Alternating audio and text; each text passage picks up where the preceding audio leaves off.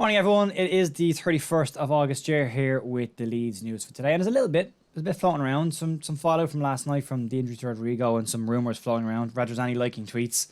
We'll get to that. Going to talk about some of the rumours incoming, some of the rumoured players that were linked and maybe potentially won't be coming. Also going to talk about some outgoings, and we're going to talk about the 49ers and what's going on with their investment in Leeds and why there hasn't been any investment for them this year as well, and some information on the ownership and DAZN himself as well at the end of the video. So we'll crack on with this. We'll start off with the outgoings, and Bogusz looks like he's finished with Leeds as he heads to UD Ibiza on a season-long loan. He is in the last year of his contract. So it looks like, unfortunately, we're seeing the end of his time at Leeds. I hope he goes there and does well and comes back and gets a year extension. I thought he was an exciting player when he first came in. I think we saw him on the first Australian tour look really, really dangerous. He'd been hampered with injuries, and you've got to feel sorry for the kid. But that's where we are. He's gone off to UD Ibiza on a season-long loan. So best of luck to him, and I hope he has a great season. Talking about incomings and the Athletic reported yesterday that Christian Pulisic has been denied a loan move to Newcastle or Leeds by Chelsea. It is said that Marsh is very keen on the player and has discussed the possibility of getting him on loan. And the player is very, very keen to leave Chelsea and would like to link up with Marsh. The new owner of Chelsea is said to have blocked the move, but obviously being an American owner and the amount of shirts that Pulisic sells in America. It's a business after all. Possibly the reasons for that. Pulisic was willing to extend his contract at Chelsea in order to get a loan move away. He does have 2 years left on his deal, and he's earning roughly rumoured to be about £150,000 a week, which would be the stumbling block for Leeds. If can they afford that? Could they even afford half of that?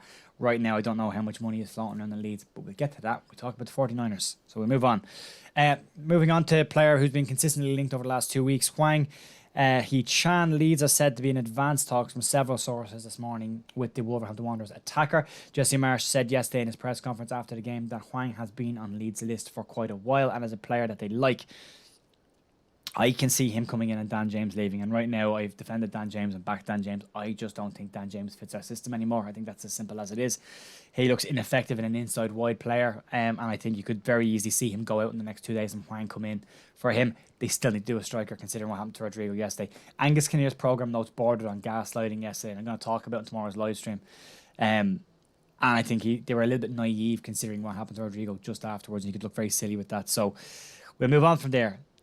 On the back of the Rodrigo injury, Cody Gakpo, according to multiple sources this morning, Leeds and Everton are now said to have entered the race properly to try and buy the player. Southampton have had 2 bids of 17 million and 20 million turned down for the player, and the rumoured price that PSV Eindhoven are looking for is 25 million for the player.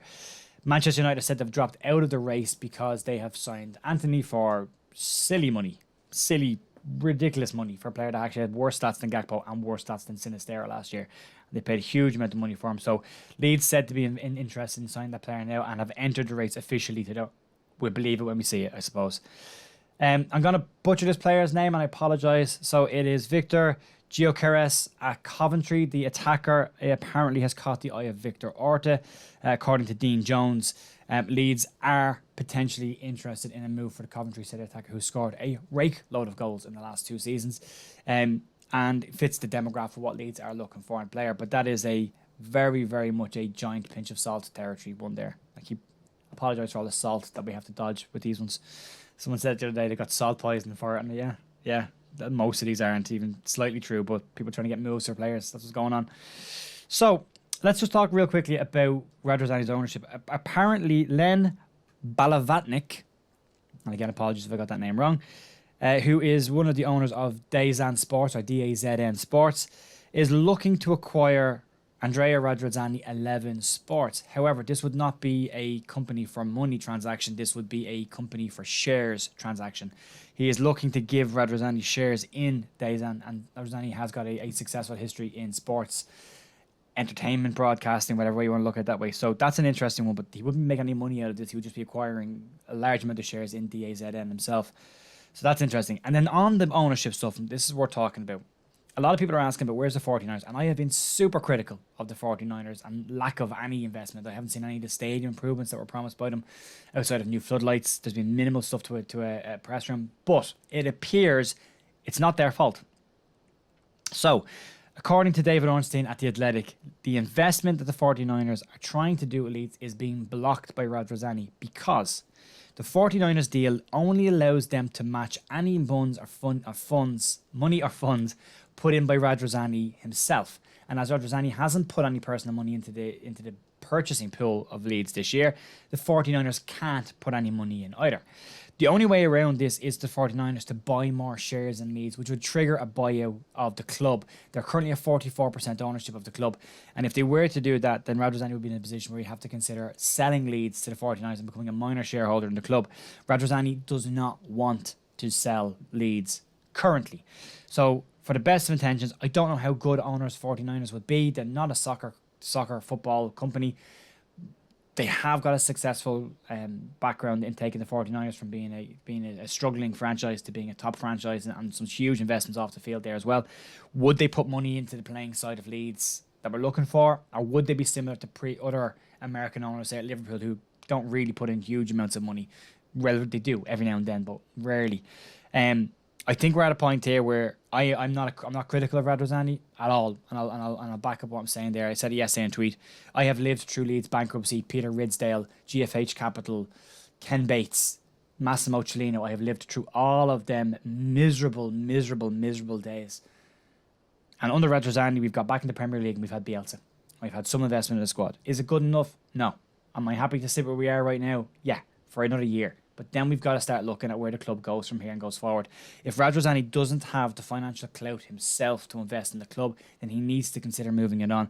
Last night, listening to BT Sports talking about the next big player Leeds sell being Ilhan Meslier isn't good enough. We shouldn't be looking at a situation where in 2 years' time we're selling a goalkeeper that's probably got 20 years worth of top-end football still in him. For big money just to finance new players coming in. If the club is serious about moving on, and I'm not being critical of Radrazani, I think he's done a great job to get us where we are right now, and the club is at the most stable it's been in nearly 20 years. But if the club is to move on, I think he needs to consider either letting the 49ers have a bigger stake in the club, becoming a minor shareholder. I have no problem with him staying involved in the club, but needs to be something done there in possibly in the next 12 months. I don't think we can go into another transfer window that we're in like this, looking to sell our best assets to bring in a couple of players. So it's worked today. It's worked this year. It's worked fine. Can't keep doing it. And Leicester's model, which is the model we're following, has proven this year you start to run out of players pretty quickly.